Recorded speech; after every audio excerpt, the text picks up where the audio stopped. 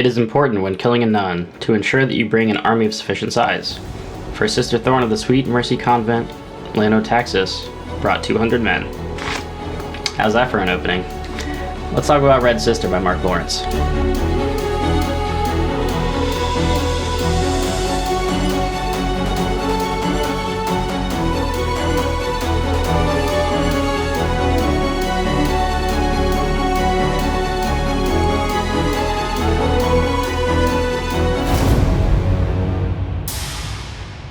Welcome back to the channel, everybody. So these will be my spoiler-free thoughts on Book 1, Red Sister, of the Book of the Ancestor trilogy by Mark Lawrence. Now, this world actually takes place on a planet called Abeth. Now, long time ago, the world basically, it's under a dying sun, and essentially the entire planet is covered in ice, except for what used to be, I believe, 500 miles, now is just a 50-mile corridor, known as the corridor. And that is basically a strip of land that they can live on because they put an artificial moon in the sky to reflect enough sunlight to basically keep the ice, melted enough to live on. So that's where this world takes place. So right off the bat, not the greatest atmosphere to live in, right? Now, this is a grimdark setting for sure. It's focused on Nona Grey, who is our main protagonist, and her friends and other people that she meets at this Convent of Sweet Mercy that she's sent to. So this book largely focuses on the school setting that she's in. It's an assassin school for assassin nuns. So the setting right off the bat kind of hooked me, just because reading that intro to the prologue basically just tells you that you're dealing with a bunch of badass female assassins who I guess happen to be nuns. So there's definitely some religious aspects and things like that rolled into the fact that they are a clan of assassins. But Nona Grey is what's known as a Hunska. So there's actually 4 tribes that live in this world. There is Hunska, Garrant, which are basically known for their size, so just larger people in general, whereas Hunska are a little bit, fairer skin, black eyes, black hair, smaller, quicker, that kind of thing. There's Marjal, they can tap into some of the lesser magics of this world. And then there are Quantals, which can tap into the path, which is basically there's essentially a strand of magic that kind of weaves its way around this world and these people. And Quantals have the ability to tap into that and use it for powers. So that's all I'm really going to say about the different tribes and the magic system. And honestly, the magic system isn't super fleshed out in this book. I have a feeling that was intentional, just to kind of leave it mysterious and then expand on it further in the following books. So leading up to the actual assassin school convent portion of this, the very beginning and background of Nona's character is she has a incredibly violent past even before getting there. So like I said, she's 8 or 9 when she gets to the convent, but her background, when she was 4 years old, she nearly killed somebody for bullying her, and people kind of realize that she is talented. She has these kind of powers that she probably shouldn't have at such a young age. So when she's 8, she is actually set to be essentially kidnapped by whatever the ruling kingdom is, and when she is nearly kidnapped, she kills everybody. So she's already got a kill count far before becoming an assassin. She is just leaving a path of bodies on her way to this school, right? So when that happens, she is kind of thrust out of her town. She is sold into these fighting pits, essentially, where she nearly kills somebody else. And due to who she almost kills, she's set to be executed. And right before her execution, the sisters show up and basically take her to the convent to become a sister. So that's kind of where the general story branches off from. And then, like I said, you spend a lot more of the time for the rest of the book within the school, her and her fellow classmates training, deciding what paths they want to take, things like that. And what I really enjoyed about this is the setting of that itself, where typically I don't care about a school setting in general, but because it's dealing with magic and assassins, and this isn't like when I read Assassin's Apprentice and I was expecting more of this, whereas that almost had nothing to do with being an assassin for almost the entire book.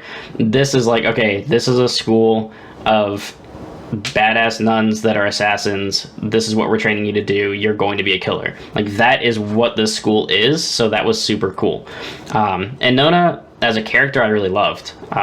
She is, I feel bad for her because she's super violent, right? So that's one aspect of her, but she's really heartfelt and trusting and wants friends. And if somebody betrays her, it breaks her heart. And she's almost naive and innocent to the world because of her age. So like when she finds out that people lie to you, she's like, what do you mean they lie to me? Like, she just expects people to be truthful and be friendly. So she's kind of fighting with that throughout the book. And gets to know a couple of different girls in this, school, and becomes pretty close with them.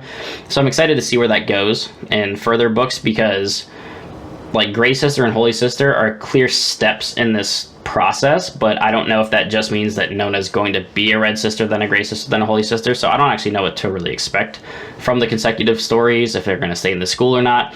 I don't really know, but I like the entire school sections.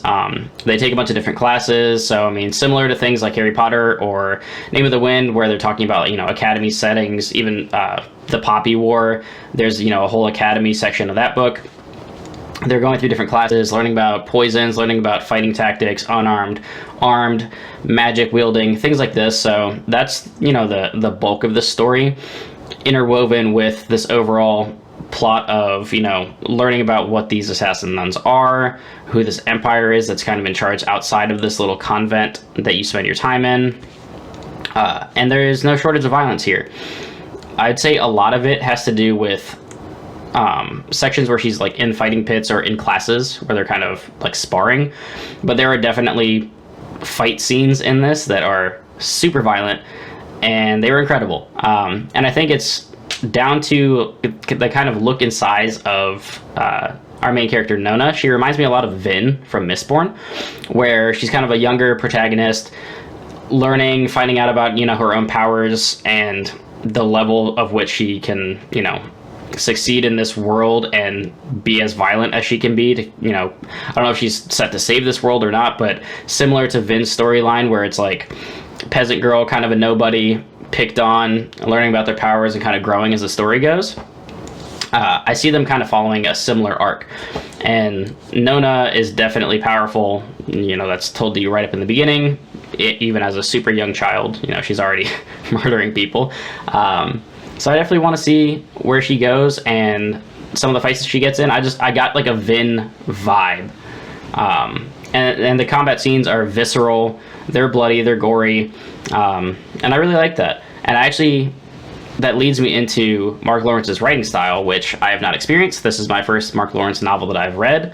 I love the way that he writes. So this to me was kind of like a good balance of flowery poetry style prose mixed with the simplicity of like a Brandon Sanderson, where there's certain things that are very direct, very straightforward, but he also just has a way of writing that's almost beautiful. And in a lot of these sections, I was just kind of sitting back like, wow, I really like the way that he's describing these things, or like, inner monologues from Nona, or just some of the things that other characters say. I'm just like, wow, this writing is just it's beautiful. I don't know. I really enjoyed it.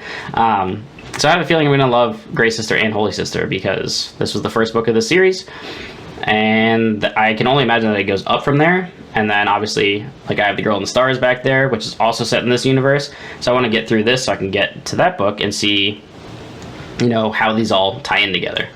As far as pacing was concerned, I think it was paced very, very well. Just from the get-go, the prologue is intriguing. It immediately introduces you. It kind of throws you right into what these nuns are, because the entire prologue is about a nun basically holding off an army.